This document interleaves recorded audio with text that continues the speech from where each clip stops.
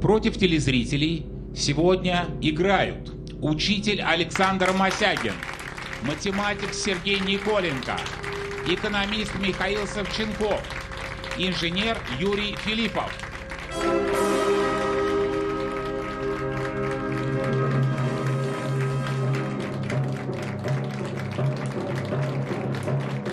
Психолог Анастасия Шутова и капитан команды, четырехкратный обладатель «Хрустальной совы», магистр игры «Что, где, когда» Максим Паташов.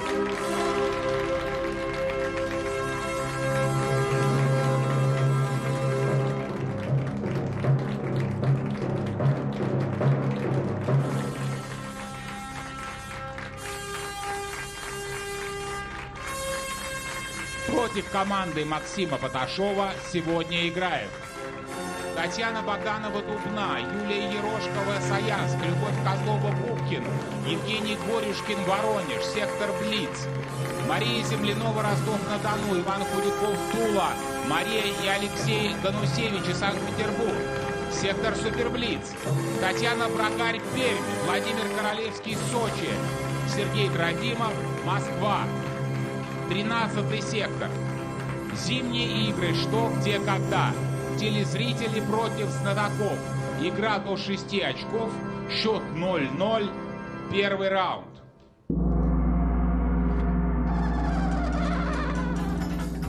Добрый вечер, уважаемые телезрители. Добрый вечер, уважаемые знатоки. Господин Паташов. И снова здравствуйте. Снова здравствуйте. Это удивительно, но из 5 последних игр я с вами встречаюсь в 4-й раз.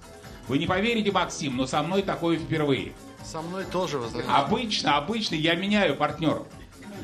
Максим, к вам у меня только один вопрос. Почему вы не играли в команде Дарины Сибуль? Так как там как раз нужна была замена. Вас не пригласили? Да, но... Тогда было бы из 5-5 как раз. Если что, ближайшие 4 игры я в вашем распоряжении. Ну что ж, посмотрим.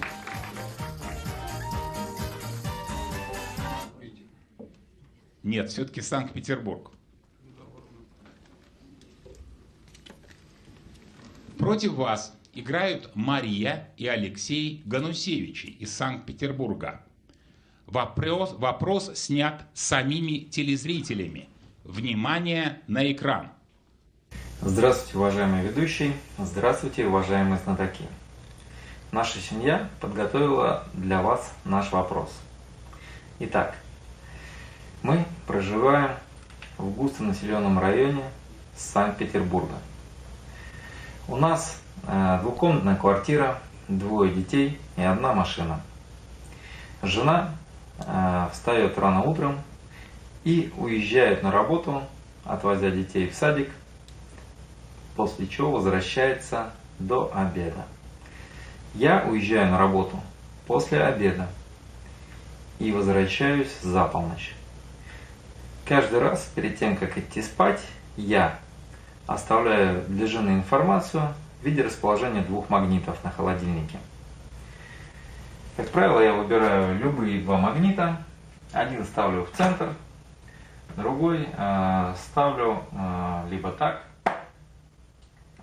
либо вот так, либо так, либо даже вот так. Итак, наш вопрос. Какую информацию я оставляю жене в виде расположения этих 2 магнитов? Досрочный ответ, господин ведущий. Досрочный ответ, прошу вас. Анастасия Шутова будет отвечать. Прошу, Анастасия. Ну, как мы поняли, телезрители чередуются в вождении машины, и, возможно, наш телезритель, уважаемый, оставляет жене такую информацию о том, где он припарковался, приехав поздно вечером. Абсолютно правильный ответ. 1-0 в пользу знатоков. Анастасия Шутова приносит для своей команды дополнительную минуту на размышление. Интересы знатоков защищает директор департамента коммуникаций госкорпорации «Росатом» Андрей Черемисинов. Добрый вечер. Добрый вечер. Андрей, скажите, сколько дней вы пребывали в эйфории от победы сборной «Хрустальных атом»? Эйфория? Господин ведущий, я пребываю в состоянии эйфории где-то с 4 сентября 1975 года, когда впервые вышла программа вспомнил, когда на прошлой неделе Дмитрий Авдеенко добавил градус этому событию. Надеюсь, сегодня продолжится и дальше. Ну, начало положено. А интересы телезрителей защищает вице-президент Альфа-банка Алексей Гиязов. Добрый вечер. Добрый вечер. Скажите, Алексей, а вас расстроило поражение сборной телезрителей на прошлой неделе? Самую малость. Но сначала все-таки хочу защитить интересы телезрителя. Мне кажется, прекрасный вопрос, снятый и самим телезрителям, и про свою семью. И мне кажется, это надо отметить дополнительными 100 тысячами рублями от Альфа-банка. О, что-то вы сегодня щедрый. Да. А в части прошлой игры, ну, все-таки это была игра команды «Хрустальных атомов». И расстроить господина Черемисинова в такой день, ну, это как прийти на день рождения и уйти с подарками. Благодарю, Алексей. Алексей, скажите, а что вам понравилось в вопросе? Так быстро на него ответили. Почему вы решили его как-то отметить? Нет, мне как раз не понравилось то, что так быстро на него ответили. Вопрос снят телезрителям. Видео-вопрос — это мои любимые вопросы, как я говорил неоднократно. И про свою семью я рекомендовал бы всем снимать вот такие семейные истории. Мне кажется, в следующий раз никаких досрочных ответов не будет. Благодарю вас, Алексей. Мария и Алексей Ганусевичи из Санкт-Петербурга получат от Альфа-банка 100 тысяч рублей. Второй раунд.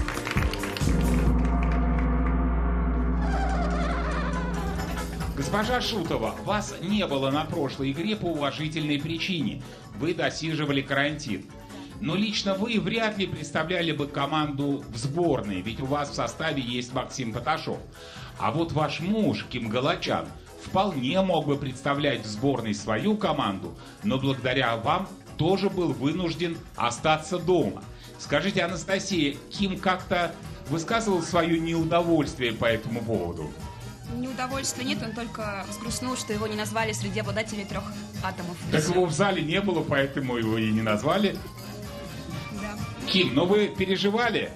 Нет, у нас Дашенька замечательно выступила в составе Дашенька команды. замечательно, но вы, наверное, переживали. Саянск. Я надеюсь, что у меня тоже еще будет возможность, господин ведущий. Чего переживать по поводу того, что нельзя изменить? Мне кажется, это так себе философия.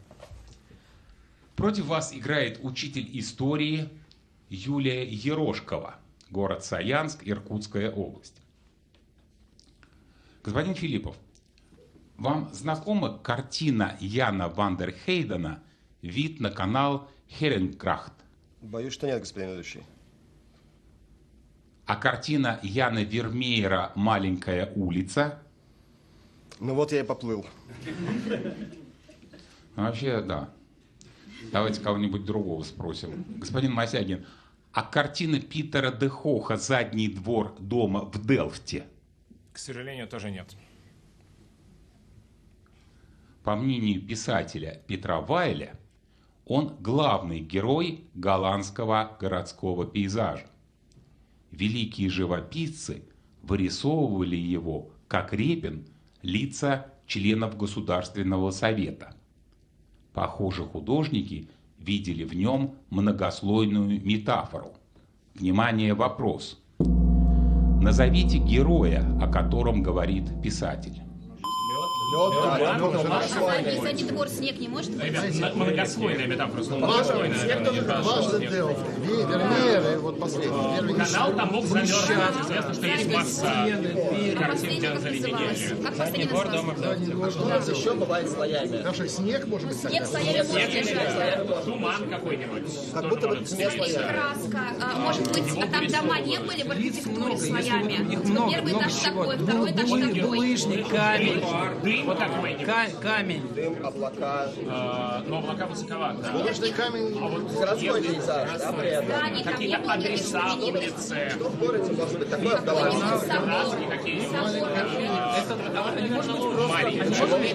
Послушайте, а не может быть дом?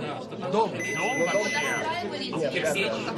в Голландии действительно все дома разные, да, в смысле вдоль канала. Многослойный дом, если это этажи дома, многослойный. Итак, Попробует ответить Сергей Николенко. прошу вас, Сергей. Сразу предупреждаю, что мне придется принимать только точный ответ. Ага. Так, интересно.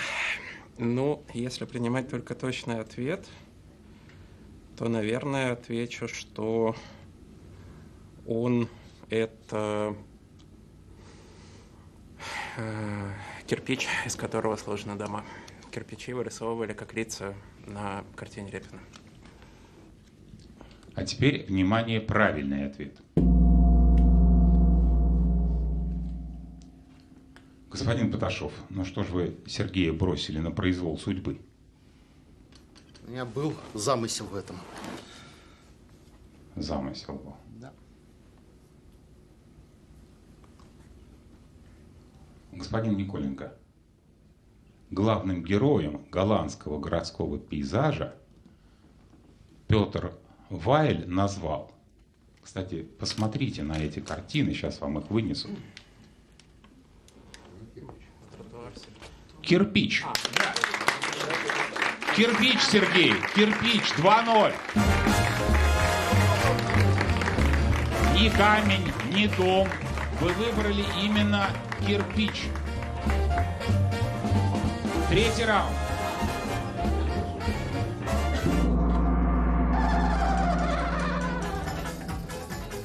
Господин Николенко, сколько я вас знаю, вы всегда хвалите команду, в которой вы играете. Конечно, И вечно недовольны собой. Вы самоед?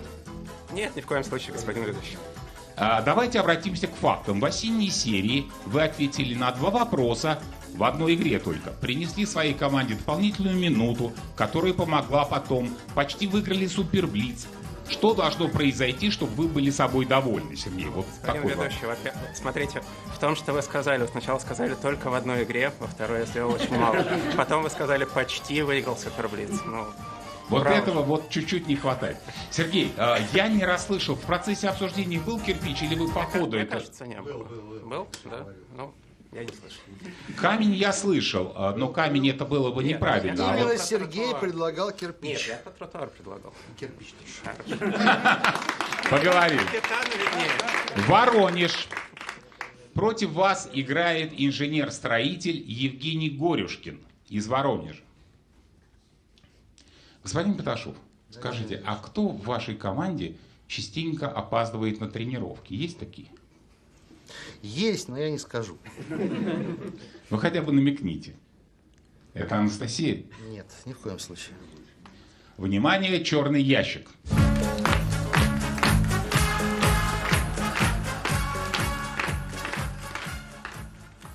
По мнению трехкратного олимпийского чемпиона по греко-римской борьбе Александра Карелина, уважение к тренеру начинается с того, что спортсмен вовремя приходит на тренировку. А уважение к сопернику начинается еще до тренировки и до соревнований. Начинается с того, что невозможно сделать без того, что сейчас находится в черном ящике. Внимание, вопрос. Что там? Давай. Может, бритва? Типа ты брил, О, чтобы... в борьбе прям идеально. Маникюр, ножницы не может, ты должен освещать где. Нет, там и щетина гораздо более актуальна. А какие-нибудь весы, чтобы точно взвешивать, сколько ты ешь, чтобы соблюдать режим? Да, чтобы знать, как его зовут, да, что-нибудь про это. Да? Будильник какой-нибудь. Будильник, чтобы приходить на все тренировки. Календарь какой-то, чтобы ничего По не... первой части вопроса понятно. Ну, то есть Это как бы, сильный, это как бы описывается день. То есть ты проснулся, как бы сделал это и ушел на тренировку. Ну, он просто проверяет, и тебя не допустят. Борьба у нас греко-римская, да, спорт контактный. Жвачка какая-нибудь, зубная щетка, дезодорант. да. Кстати, зубная щетка. Ну, а что? они все равно Жвачкой можно пожевать. Ну, бритва вроде бы лучше. В принципе, ты соперника как еще можешь уважать? Ты можешь не доставлять ему Они с лишнюю бородой, боль. подожди, они с бородой не выступают никогда, да? Могут, наверное. Но если она уже, она должна, если она определенной длины, уже можно. Когда она уже нет. Кто отвечает? Ответит Михаил Савченков. Прошу вас, Михаил. Может быть, в черном ящике бритва, потому что если ты бреешься, ты не можешь оцарапать соперника щетиной. А теперь, внимание, правильный ответ. Господин Гиязов, играться не буду, потому что мы с вами сейчас были просто на волоске от крупного счета. Но по традиции этой команды Анастасию Шутову никто не послушал. По мнению знаменитого борца, уважение к соперникам начинается, госпожа Шутова, с чего? Ну, видимо, с маникюра. Со стрижки ногтей. В черном ящике, откройте черный ящик, маникюрные ножницы. Господин Паташов, но все-таки, знаете, если мы с вами будем бороться, вряд ли мы будем с вами щеками сильно соприкасаться. А Знаете, вот захваты... Это прямо часть правил там по поводу щетины. Ну ладно. Проиграли. Разберемся. 2-1. Господин Паташов, но это все-таки мнение Александра Карелина. Господин Паташов, это же не я сказал, это Александр Карелин. Я и не спорю, господин ведущий. А 100 тысяч рублей от Альфа-банка получит Евгений Корешкин из Воронежа. Уважаемые телезрители, напоминаю вам, что вы можете присылать свои вопросы в 13-й сектор по адресу 13.alfabank.ru. А сейчас пока реклама на Первом канале. Уважаемые телезрители, букмекерскую компанию «Винлайн» в клубе «Что, где, когда» представляет спортивный комментатор Денис Казанский. Добрый вечер. Добрый вечер, господин ведущий. Денис, сегодня играет команда Максима Паташова. И на прошлой неделе Максим играл, но уже в команде Дмитрия Авдеенко. Вам что интереснее, скажите? Вы знаете, я думаю, что разделить невозможно, потому что, получается, на прошлой неделе Максима вызвали в сборную, а сегодня он вернулся в расположение клуба. И Максим, он, знаете, мне кажется, он как Мбаппе, они даже внешне немножко похожи и одинаково полезны и в клубе, и в сборной. И интерес и класс, они перманентные. И тут повышать интерес не надо, а вот к чемпионату мира очень даже может быть. И я думаю, что вы догадались, как это сделать. С помощью компании Винлайн вы регистрируетесь и сразу получаете так называемую бесплатную ставку до 10 тысяч рублей. А там потратить может в любое свое удовольствие, тем более, что сейчас глаза просто разбегаются. Вот завтра, например, бразильцы играют. Главные фавориты этого чемпионата мира играют против команды Швейцарии. А те многогранно остры, как их нож. Поэтому можно выбирать и наслаждаться игрой. А остальное за Винлайн. Благодарю вас, Денис. Продолжаем игру. 4-й раунд.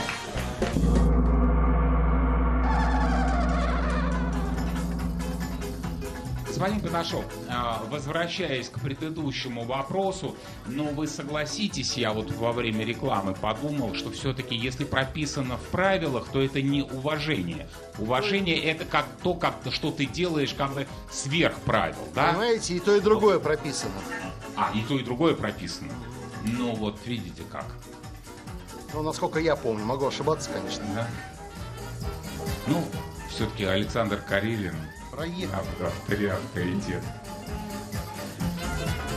Но ничего, зато вам Сергей Николенко спас очко с кирпичом, поэтому мы квиты. Блиц.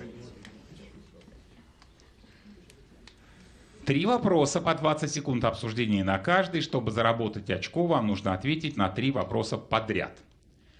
Господин Паташов, в финале осенней серии самым сложным для вас, на мой взгляд, оказался вопрос об афоризме писателя Виктора Кротова. Помните о березе? И сейчас мы проверим, провели ли вы работу над ошибками. Внимание, вопрос первый.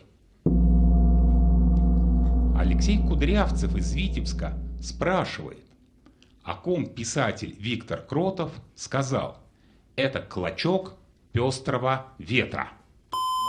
Бабочка. Что еще? Птица какая-то, вот должно быть на ветру и многоцветная. Воздушный змей. Кто? Конфетти. Что? Нет. Кто все-таки? Что у нас еще из живого мира бывает ярким? Цветок. Цветок как живой. Бабочка начнет лететь, так? Да, я понимаю. Все хорошо. Итак, Сергей Николенко. прошу, Сергей. Положим о бабочке. Начали неплохо. Блиц продолжается. Внимание, вопрос второй. Николай Писарев из деревни Головачи Гомельской области интересуется, о ком Виктор Кротов сказал: «Это аристократка, готовая пожертвовать своим шлейфом, лишь бы избежать приставаний». Хвост, чтобы бежать, да. В леса. Кто еще у нас похож на аристократов из... Еще, может, кожу Там платье какое-то, да? Должна быть что-то Змея кожу вообще в принципе сбрасывает. Но это не шлейф. Шлейф это Птица какая-то, вот она в перьях, как когда тебя платье. хотят поймать. А птицы как мирохвост? Какие птицы с хвостами? Да любой птицы может хвост. Итак, Ответит Александр Мосягин. Александр Мосягин. Мы думаем, что он так сказал о ящерице. Блиц продолжается, Александр. Решающий третий вопрос. Тигран Бабаян из Еревана спрашивает, о ком Виктор Кротов сказал: это музыкант, умеющий выколачивать гонорар прямо из своего инструмента. А кто-то еще, кто стучит? Заяц. Гонорар? Выколачивает, сразу ешь. А еще какие музыканты? Бобер какой-нибудь, там он тоже с Медведи деревьями что-то играют, но делает. они ничего там не Они не делают. получают. А И что-то всякие из соловьи, что-то певчие, делает, гуляющие. чтобы мед Нет, получить, нет? Ну, как бы он... Дудочник. Итак, Ведущий, предположим, что это дятел. 3-1. 3-1.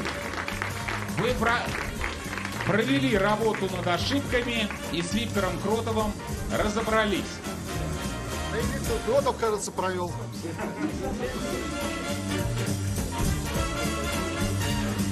Счет 3-1. Мы начинаем пятый раунд.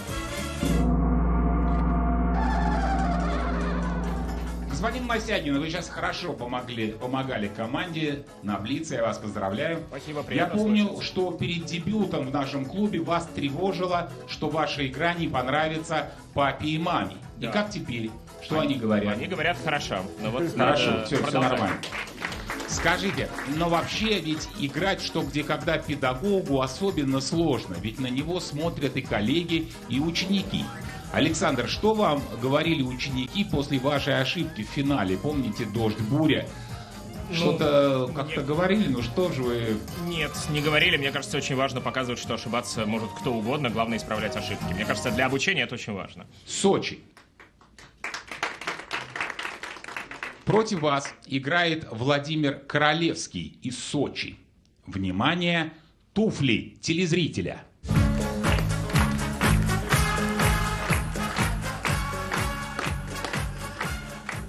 Господин Поташов, я вас прошу, ботинки не ломать, наклейки не отдирать. Хорошо, нет, ну просто Белозеров, вы же теперь мне на всю жизнь. Это травма, да. Что он устроил с предметом. Ничего, через 2 недели будет играть, оторвемся. Итак, шутки в сторону. Господин Поташов, у телезрителя Владимира Королевского редкая профессия. Для нее нужна специальная обувь. Эти туфли Владимир сшил по заказу в балетной мастерской. Но он не танцор. Внимание, вопрос. Назовите профессию телезрителя и объясните, для чего ему такие ботинки. Мягкие, не мягкая подошва, А чем они отличаются? Как они стучат? Они стучат, да. Но они это же тоже вроде бы танец. Кто должен... Подошва какая-то мягкая, да? В чем их особенность? Они очень легкие. Он может, смотрите, ребята, на носочках он очень тихо идет, а на этом он стучит, если он идет. Может Он быть, озвучивает что-то, в театре производит какие-то звуки. Каким-то отбивает такт каким-то Вот он образом. может встать на носок, каким-то там конферансье какой-нибудь, чтобы а те, может кто он какой-то выходил. кукольщик, вот он может приподняться. Ну, чтобы отбивать вот Официант вряд ли Шили будет в балетной спешить, мастерской. То есть они как пуанты. Что это туфли пуанты. Они мягкие, Они очень мягкие. гнутся. Вот ты на носочки Может, их как-то можно сворачивать, подводник да. какой-нибудь. Конферансье, Может, ну, какой-то кукольник. Может быть, да, какой-то вот летчик, где вес важен. Они красивые, А на бирже смотрите, не может быть трейдером? Ты должен Итак, набирать где-то. отвечает. Да, мы попросим еще 1 минуту. Да, у вас есть дополнительная минута. У телезрителя, я повторяю вопрос, у телезрителя Владимира Королевского редкая профессия. Для нее нужна специальная обувь. Эти туфли Владимир шил по заказу в балетной мастерской, но он не танцор. Назовите профессию телезрителя и объясните, для чего ему такие ботинки. Можно каким-то образом чувствовать чечеточник. сквозь... Чувствовать, прощупывать. Что ты прощупываешь? Смотри, они красивые, он их показывает. Они, если бы они были их не было бы видно, они были бы такие Какой-нибудь красивые. дрессировщик не может быть? Ты тихо подходишь к животным, и в какой-то решающий момент ты можешь сделать громко каблуком. А где-то Мим какой-нибудь. Слушайте, вы проконференции мне объясните плохо, чтобы он тихо выходил, не мешал там, или мог там громко выходить. Либо тихо, либо громко, актер. Когда-то суфлер какой, а суфлер, чтобы вообще... Он может быть вообще Дирижер, чтобы он не мешал, если он переминается. редкая профессия. Что-то такое. Ну, редкое. А Сочи мы не можем Сочи привязать как-то там так. морем? Настройщик пианино, кому нужно Ведущий тихо новостей. было? Вот он тихо прошел. Может, он там няня какая-нибудь, вот он тихонечко заходит. Специальный туфли. Аукционист. Аукционист? Почему? Понятно почему. Все, 2 минуты закончились. Кто отвечает? Попробует Юрий Филиппов. Юрий, прошу вас. Как мы видим, у данной обуви мягкая подошва очень и довольно жесткий каблук. Мягкая подошва, возможно, делает шаги тихими, а каблуком можно издать какой-нибудь громкий звук. И мне кажется, что подобная обувь может быть у дрессировщика. Он может подходить к животным тихо, чтобы их не напугать, и может в какой-то решающий момент с командой сделать громкий звук каблуком. Ваш ответ понятен. А теперь, внимание, правильный ответ.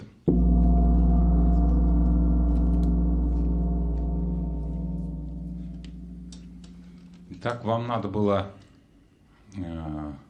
Вы правильно обратили внимание, что подошва гибкая и даже, я бы сказал, замшевая, да? Да? То есть в замшевой подошве особо ведь не ходит. Она же сотрется. Да? Ну да. То есть, по сути, вам нужно было придумать профессию, в которой не ходят, но ботинки – рабочий инструмент. Непростая задача. Внимание на экран. Я работаю не только руками, но и ногами. Поэтому мне нужна обувь на тонкой подошве, чтобы хорошо чувствовать педали.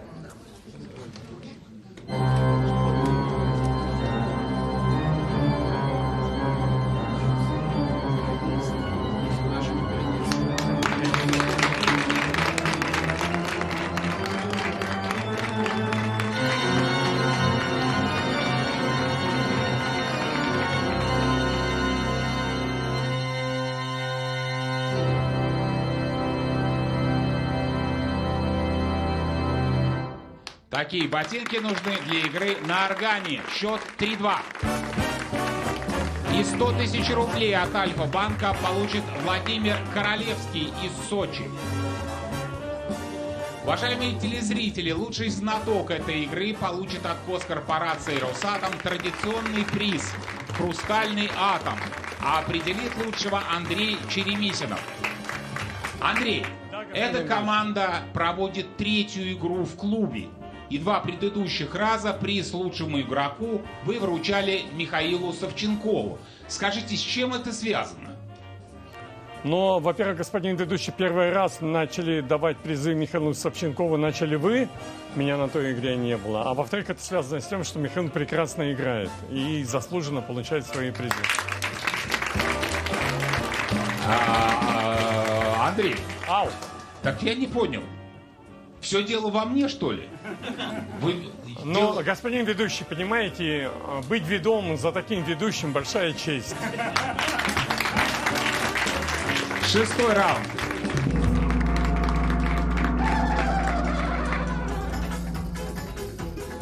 Господин Савченков, Михаил, скажите, ну а как вы оцениваете вот то, что вас в 2 играх признавали лучшим? Это с чем это связано? Очень повезло. Думаете, просто повезло, да? Ну, немножко. Немножко, но вы же как-то старались. Сегодня что вам мешает? Вот что вам помешало ответить на предыдущий вопрос? Вот лично вам, как бы, да, вот вы даже в эту сторону. Кто-то, по-моему, Сергей Николенко говорил про настройщика пианино, если я успел уследить, по-моему, это было он. Ну, действительно, очень редкая профессия органист, ее очень сложно достать из сознания. сверху. Давайте посмотрим. 13-й сектор. Интернет против знатоков. В 13-й сектор сегодня поступило 13 391 вопрос, и сейчас компьютер выберет один из них. Против вас играет телезритель из Москвы Роман Разумовский, студент. Внимание, вопрос. Почему Николай Ростов в романе «Война и мир» при игре в карты с Федором Долоховым поставил на кон ровно 43 тысячи рублей? Может, у него больше не было? Может, он ва-банк там У него пошел? столько не было. Там какие-то... Какой-то А, чтобы отыграть нет. все, что он проиграл? Да, ну вот типа, сумма его проигрыша. Да. А если так оценивалось его состояние? Если он попал в долги, да, за него доплачивали. Я не знаю. Может, мистика какая-то, там же годовой доход какой-то просто. 4-3, может, там было 4 марта какой-нибудь. Число 43, знаешь что-нибудь? 4 марта неплохо, наверное. Может, там перед войной что-то Смотри, было. его заманили, по-моему, он там играл, отыгрывался, да, как-то вообще? Ну жестко да, он довольно. проигрывал, но потом проигрался. Чтобы это все перекрыло, да? Ну, похоже. Надо ровно. 4, 3, это может быть сумма каких-то... Может, у него была 4 и 3 на руке? А сумма это какой год? Ну, ты 12? сначала ставишь, а потом получаешь карту. 1, 8, 12. Может, он сложил как-то 18, Может быть, 12 в сумме сложил семерка, даты. семерка это счастливая? Сумма-то большая. 43. Прошу. Попробует ответить Александр Мосягин. Прошу, Александр. Мы думаем, что именно столько он до этого проиграл и хотел отыграться. Давайте посмотрим на экран. Внимание, правильный ответ. Это была сумма лет Николая и Сони, в которую оба игрока были влюблены. Понимаете, в чем дело, господин Поташов? Понимаю. А вы ведь любите 13-й сектор, а он вот вам как. 3-3.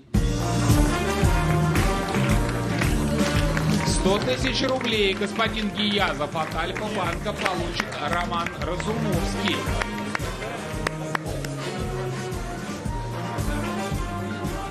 Уважаемые телезрители, сегодня у нас в зале лучший игрок осенней серии, а значит и обладатель «Хрустальной совы» Денис Овчинников из Саратова. Добрый вечер, Денис. Добрый вечер, господин ведущий. Денис, когда вы выбирали лучший вопрос, когда мы выбирали лучший вопрос, были жаркие споры. Как вы все это переживали? Вот там на волоске все висело, и пока господин Поташов, можно сказать, не вмешался, даже я бы сказал, что голоса были не на вашей стороне. Да, ну это была самая необычная ночь в моей жизни, господин ведущий. Ну как, вот что вы испытывали там? Вот говорит Поташов, и я его спрашиваю, и как вы вот на это как реагируете? Ну, сердце где-то обрывается, потом вновь поднимается. Ну, хорошо, что все закончилось хорошо. Ну, вы имеете в виду, господин Гиязов был за другой вопрос. Вот. Господин Вихашинский был за другой вопрос. Алексей, точно. Уели. Денис, я знаю, что вы смотрите «Что, где, когда» с детства. А почему вопросы начали присылать только в 2020 году? Не верили, что возьмут? Нет, какие-то... Как будто не было времени, но это были отговорки, а во время пандемии время как будто появилось и стало отсылать вопросы. Денис, вы сыграли вот за 2 года против знатоков 4 раза. И дважды ваши вопросы признавали лучшими в игре. Ваши вопросы знатоки помнят. Максим Поташов теперь помнит вопрос про другое место. Александр Друзь про картофель в мундире. А Михаил Мун, естественно, про холостого и женатого на улицах Саратова. А я желаю вам, Денис, не останавливаться и придумывать новые интересные вопросы. Большое, господин ведущий. 7-й раунд. Уважаемые телезрители, если вас впечатлила история Дениса Овчинникова, который терпел и начал присылать вопросы, присылайте ваши вопросы и вы по электронной почте адрес вопрос@tvigра.ru, либо по почте, либо заполнив специальную форму на нашем сайте tvigра.ru. Господин Гият, скажите честно, неужели вам никогда не приходила в голову мысль задать вопрос знатокам? Во-первых, приходит сейчас. И я бы очень хотел отправить видео-вопрос. Но согласитесь, это было бы странно. Ростов-на-Дону, сейчас. Так. Ну, и я не хочу занимать место телезрителя, в конце концов, иначе кто-то займет мое место.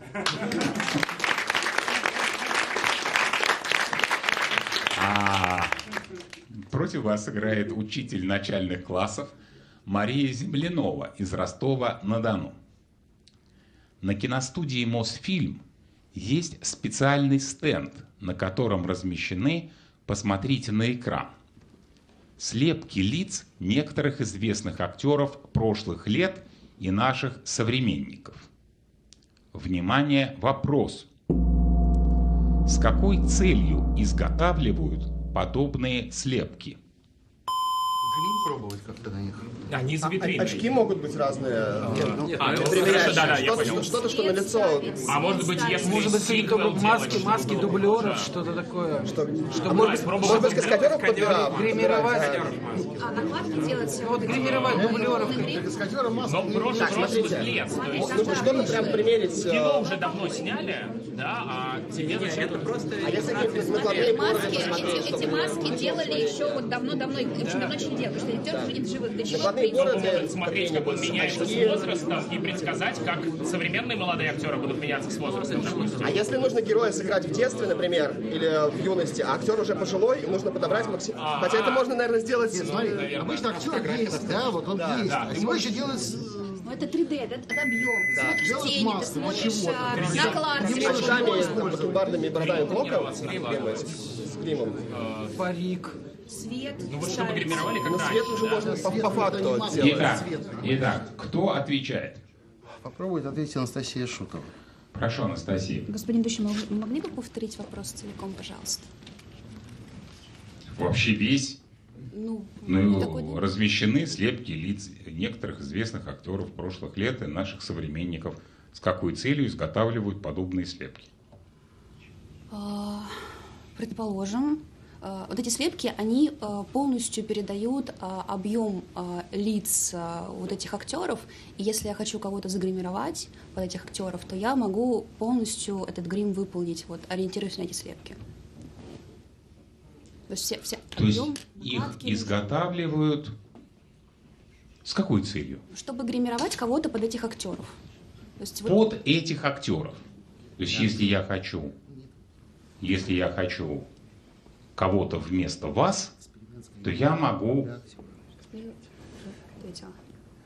Да, если кого-то вместо меня, то такой слепок помог бы кого-то полностью под меня загримировать, потому что можно полностью воспроизвести все вот в объеме, все там черты лица. А, внимание, правильный ответ. Господин Подошов, ну вы на первой секунде сказали ответ, сами бы и отвечали. Зачем же вы тогда разбрасываетесь?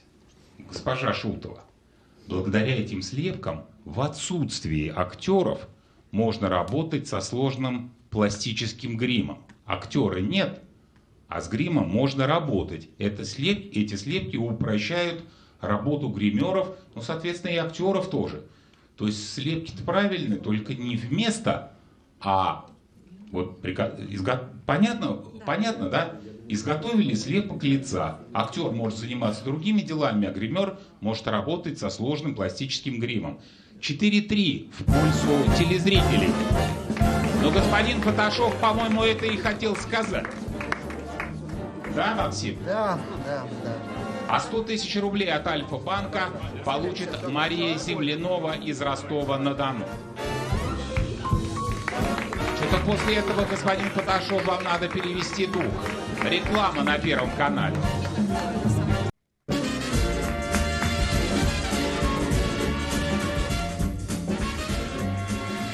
О, господин Казацкий. Да, господин Ильич. Как ваше настроение? Замечательно, как всегда. А что вы так радуетесь, не так и проигрывают? Ну, потому что процесс идет, им 3 вопроса надо взять, все заканчивается. Победа знатоков. Ну, вы знаете, вот в клубе «Что, где, когда» зимняя серия такая особая, пора решающих игр. Вы сегодня это уже ощутили? Вот команда нервничает, отдает вопрос, да, вот полтора раза, скажем так. Ну, знаете как, вот такая мысль у меня пришла в голову. Вот предыдущие серии, они как такой групповой этап. А зима — это уже финальная часть чемпионата мира, уже когда идут игры на вылет и будет большой финал. И явно не случайно в этом году чемпионат мира по футболу проводится одновременно с зимней серией игры «Что, где, когда». Явно. То есть они поняли, когда надо проводить решающие игры. Ну, конечно. И компания Winline что к финалу чемпионата мира подготовилась тщательно. И с любовью это чувствуется в каждой детали. Это и подарки уже в приложении Winline, это и повышенные коэффициенты на любимые команды. И, вы знаете, вот мне как комментатору очень понравилась история с продвинутой статистикой. Это дополнительные факты и закономерности, которые есть. Раньше они были у профессионалов, а теперь доступны всем. Так что вы наслаждаетесь игрой, остальное за Winline. Благодарю вас, Денис. Продолжаем игру. Счет 4-3 в пользу телезрителей. 8-й раунд. Господин Николенко, а скажите, а у вас есть ощущение, что решающий момент в решающей для вас игре уже наступил? Вот сейчас. Счет 4-3. Почему сейчас решающий момент? Почему сейчас решающая для нас игра, господин ведущий? Нет, совершенно нет. То есть для вас вы не ощущаете, что вам очень важно сегодня победить, да? Конечно, каждый раз важно победить, господин ведущий. То есть сегодня такая обычная игра, тогда как бы чем мы так переживали с Анастасией Шутовой? Хорошо, господин ведущий. Хотите услышать, что любая игра решающая, я согласен. Не, ну, смотрите. Дело ваше. Суперблиц.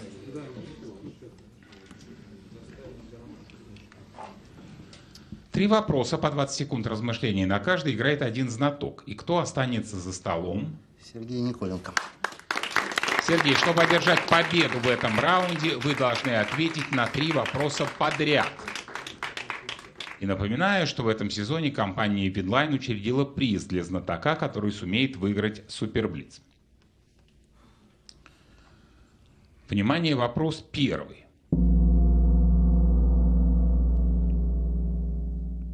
На прошлой игре, в финале, Максим Поташов проиграл Суперблиц уже на первом вопросе. Вам, Сергей, страшно повторить его опыт? Господин ведущий, страшно проиграть на простом вопросе, а не на первом или втором.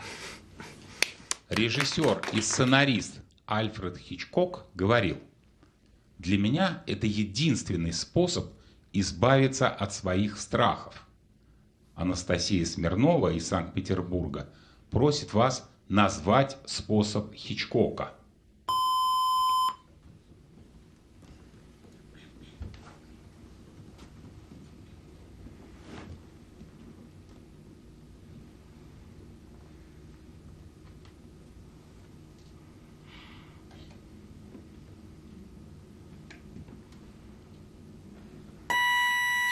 Прошу, Сергей.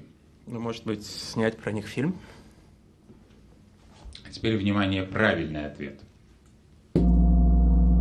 Хичкок говорил: «Для меня единственный способ избавиться от своих страхов – снять о них фильм». Господин Николенко, а теперь очень интересно, 2 вопроса, которые не выпали, вернее, до них не дошел Максим Поташов в финале осенней серии. Максим, очень жалко, что вас нет за столом. Я бы с удовольствием с вами продолжил, Сергей, но с вами тоже продолжим с удовольствием. Помните, про Ван Гога не ответил? Вот это был сложный вопрос, на нем было бы не обидно. Внимание, вопрос второй. Ты помнишь ли меня, мой город? Мальчишку, ветром вздутый ворот, не записывайте. Река из памяти, испей-ка, и вспомни вновь юнца того, что на твоих сидел скамейках и ждал призвания своего. А ночью ангел светозарный над крышей пламенел амбарный и клялся мне, что до высот мое он имя вознесет. Марк Захаров из Казани интересуется, кто автор этого стихотворения. А стихотворение на экране. 20 секунд.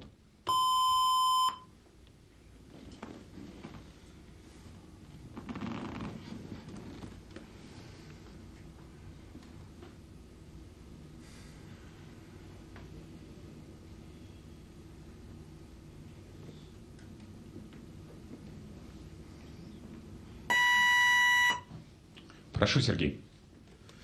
Да, интересный вопрос. Напомнишь меня, мой город. Честно скажу, ничего я не придумал, но «Ангел Светозарный над крышей», наверное, поэт петербургский. Хоть совсем не похоже, но скажу, что Бродский. Бродский. Господин Паташов, а вы бы ответили по-другому на этот вопрос? Нет, так же, сомнительно. Сомнительно?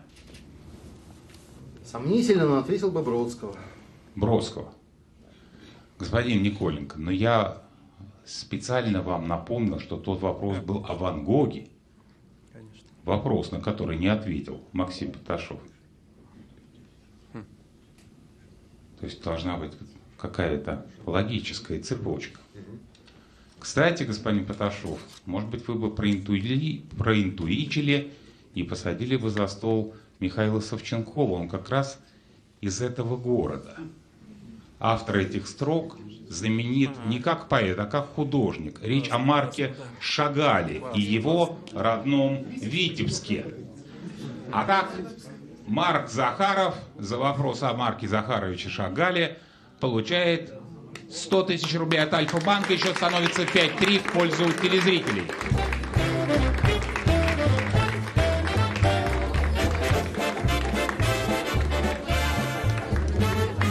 Господин Сиднев,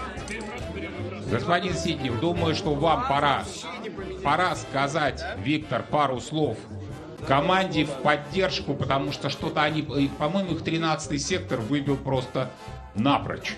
Но мне кажется, вот смотрите, уже ушел Блиц, уже супер Блиц ушел. Все ушло. Уже все ушло, и помощь клуба с вами. Поэтому, я думаю, все еще впереди, вся борьба. Ну что ж, пробуем. 9-й раунд.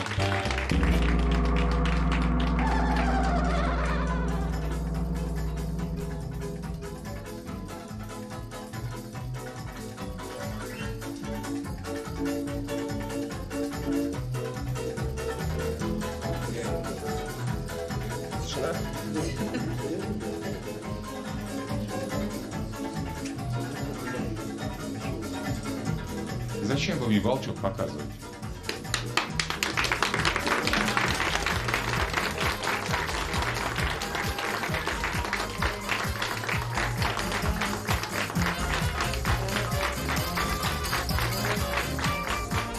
Пермь.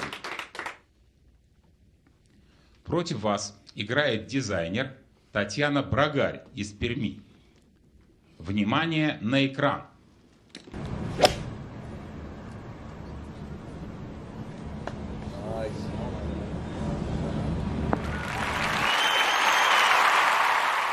Попасть мячом в лунку с первого удара – мечта каждого игрока в гольф.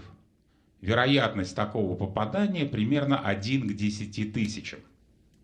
В Японии, например, за такое попадание спортсмена ждет солидный дополнительный приз. А самому везунчику по традиции придется устроить банкет для всех участников. Внимание, вопрос. На что в Японии принято тратиться и игрокам, и организаторам перед началом соревнований? Может, надо ставки делать на вот на то, что он так ударит, понимаете? Ты выигрываешь ставку и на это поставляешься потом. Да, и у тебя появились такие деньги. На страховку. Страховка от того, что ты забьешь. Да. Это хорошо. Страховка. А еще может как-то так. То есть у тебя могут быть финансовые траты, и ты платишь маленькую сумму, чтобы если это случится. Поэтому нам сказали вероятно. 1 тысяча. Хорошо. А ставки вероятности не играют, да?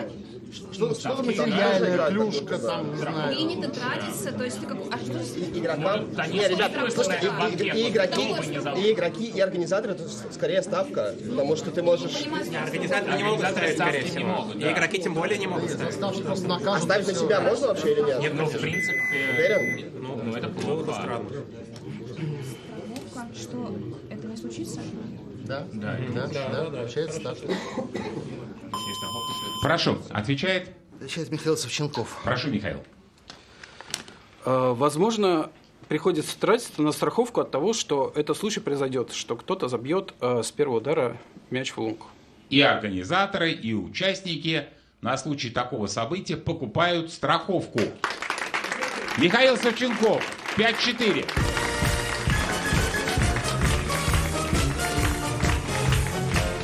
Десятый раунд.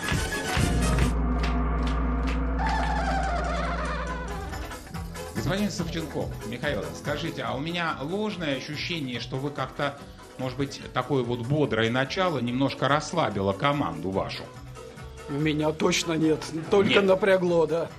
Только напрягло. Да. Но сейчас придется постараться.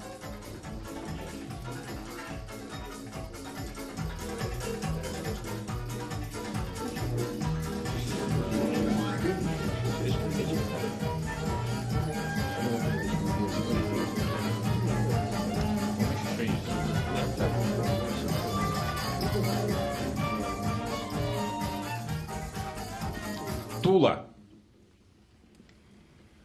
Против вас играет маркетолог Иван Худяков из Тулы. Госпожа Шутова, недавно в Китае появился новый закон. Чтобы проще запомнить его, пользователи социальных сетей придумали, внимание, забавные картинки.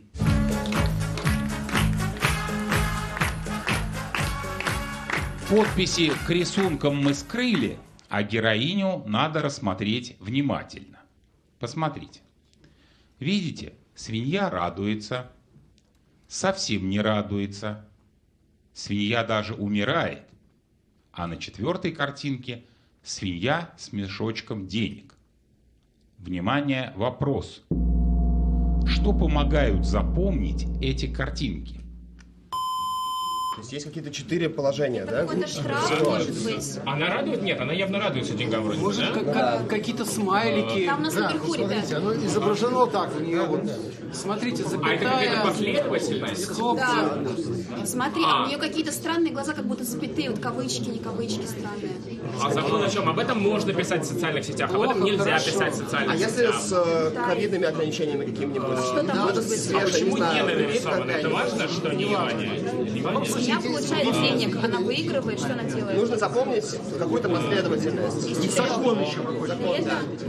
Что это может быть? Улыбаюсь, увидел, умер. А что там, ковидные какие-нибудь законы? Получил денег. Значит, не радуется, она как будто бы удивлена чему-то, да? Плохо, хорошо, очень плохо, Ты очень доволен? хорошо. 4 вот таких вот Хорошо, законы. А что это будет тогда? переключатели какие-то, светофор, Какие-то новые правила дорожного новые движения.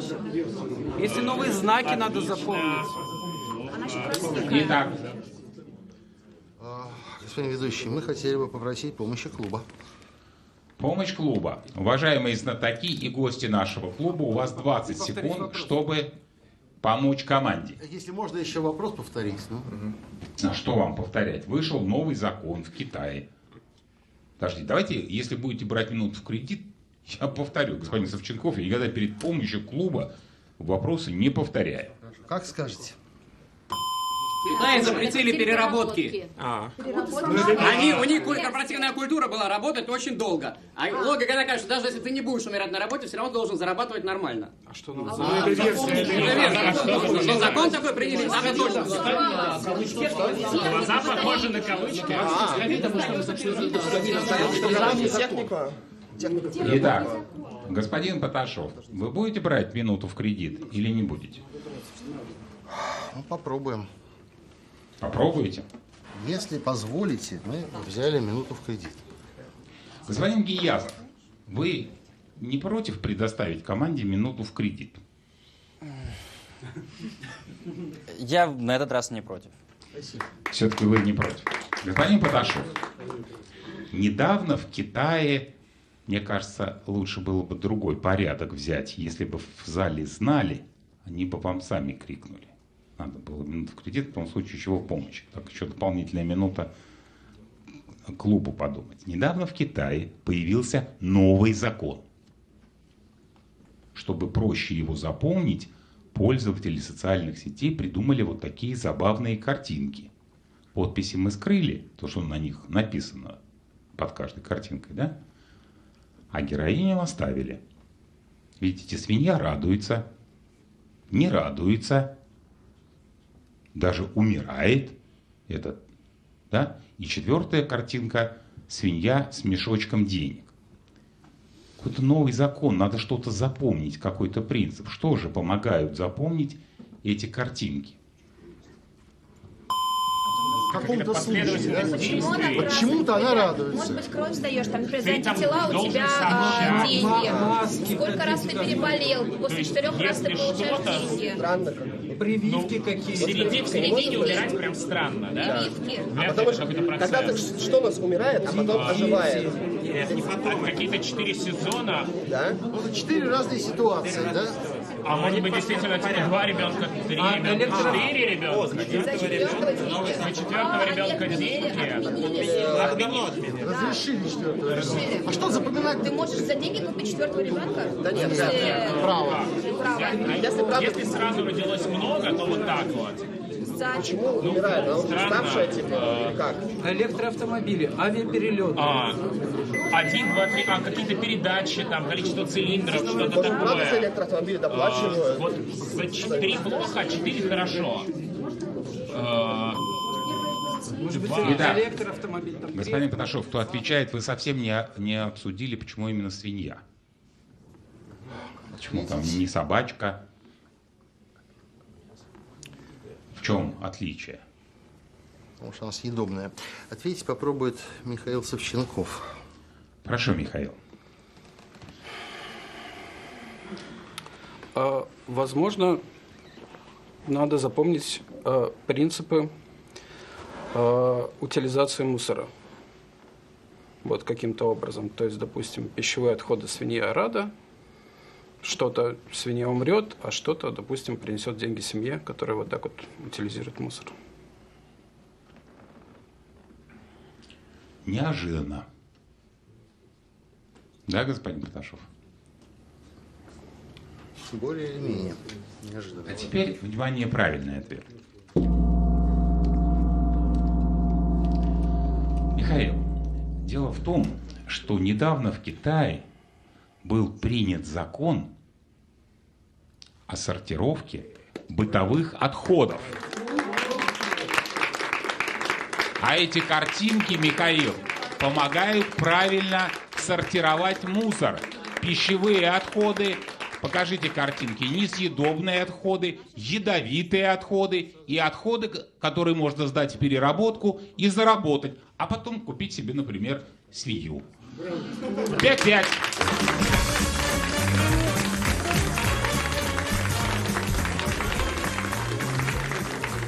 Итак, телезритель Иван Худяков получит от Альфа-банка 100 тысяч рублей как компенсацию, потому что знатоки ответили на вопрос, только взяв минуту в кредит. 11-й раунд. Итак, господин Паташов, а сейчас вы обязаны будете вернуть эту минуту в кредит, то есть ответить надо постараться без размышлений. Скажите, Михаил Савченков, а в какой момент, я, может быть, упустил в обсуждении, в какой момент вы про это проговорили? На 2-й минуте, да? Для меня важными стало 2 момента. Это идея Михаила Муна о мусоре, и 2-й момент – это ваша подсказка про свинью. То есть они как-то вот, эти 2 концепции сложились воедино. Ну уж подсказка, сейчас меня господин Гиязов съест. Но не подсказка, а намек. Абсолютно так, да. Хорошо, если намек. Москва. Против вас играет научный сотрудник Сергей Трофимов из Москвы. Напоминаю, что отвечать сейчас, когда я задам вопрос, господин Паташов, вы просто скажете, кто будет отвечать. Послушайте. Крохотная точка, как прыщик на лице. Затем тонкая черта. Потом эллипс. И, наконец, круг. Внимание, вопрос. Какой процесс так описал корейский поэт XVII века Пак Чивон. Крохотная точка, затем тонкая черта, потом эллипс и, наконец, круг. Кто отвечает? Отвечает Александр Мосягин. Прошу, Александр. Я думаю, что речь идет о восходе солнца. 6-5 в пользу знатоков. Счет 6-5 в пользу знатоков. Команда Максима Паташова спасает эту игру и одерживает победу над телезрителями. И на сегодняшний момент становится главным претендентом на выход в финал года. Максим, я поздравляю, это было содержательно. Поздравляю вас. Вот имена победителей. Юрий Филиппов, Михаил Савченков, Александр Мосягин, Сергей Николенко, Анастасия Шутова и Максим Паташов. Господин Черемисинов, кто из знатоков был сегодня лучшим? Александр Мосягин. Александр Мосягин, поздравляю, хрустальный атом ваш. Господин Гиязов, кто получит приз за лучший вопрос? Лучшим вопросом станет вопрос, на который не ответили знатоки даже за 2 минуты. Это вопрос про мягкие ботинки. И Владимир Королевский получает 200 тысяч рублей от Альфа-банка.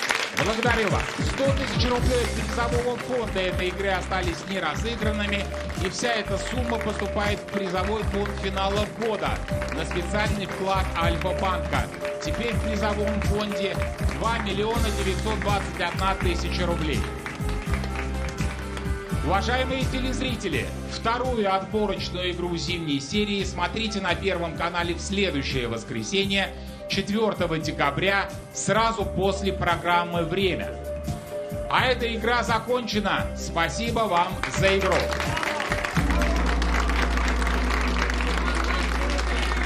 Господин Паташов, ну что это было? Как вы оцениваете? Вы уже все проиграли. И вот сначала Михаил Савченков спас, Александр Мосягин, и все перевернулось, как говорил Виктор Сиднев. Вот что значит старейшин. Все знаю. Максим, я понимаю, но все-таки что это было? Как вам кажется? Знаете, это была одна из самых интересных и драматичных игр в моей жизни. Вообще, будет о чем вспомнить. Господин Мосягин, ну я вас поздравляю. Я вас поздравляю. Я думаю, что ваши ученики после сегодняшней игры будут вами гордиться и рассказывать, что вы у них учите. Как ваше имя, отчество? Я надеюсь, что мои ученики уже спят, потому что время позднее. Как ваше имя, отчество? Александр Владимирович. Александр Владимирович, молодец. Все, спасибо вам всем. До встречи через неделю.